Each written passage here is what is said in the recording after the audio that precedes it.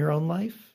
Well, because of where I grew up, the sort of culture wars were always all around me. So, like, Maplethorpe's Piss Christ, and like funding over the National Endowment for the Arts, Ed Helms, all of that was unfolding literally before my eyes. And so, because of that year like so many things happened in 88, that I was witnessing.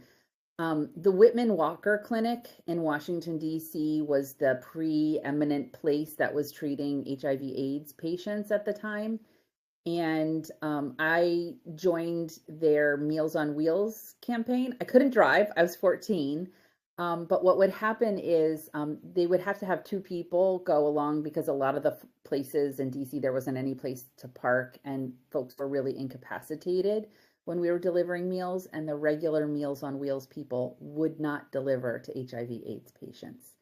There's a lot of misinformation still around there. So I started doing that in 88 for the Whitman Walker Clinic because I didn't have money to give them, but I had time. And it shaped everything about my coming out, knowing who I was, and ultimately finding my people because the Pop Stop, which was the Keith Haring Cafe, opened in DuPont Circle, I think in 1990.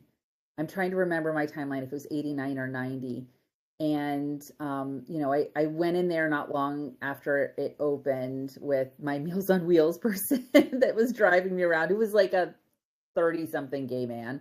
Um, must have thought it was like adorable that I was like this tiny little baby dyke, couldn't even drive, like doing Meals on Wheels.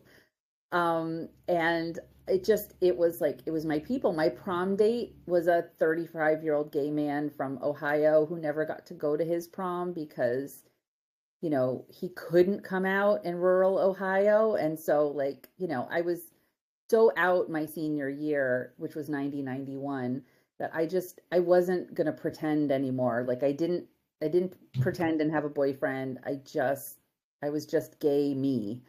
And that was just really unusual. But that's what I mean when I say I found my people, like doing this volunteer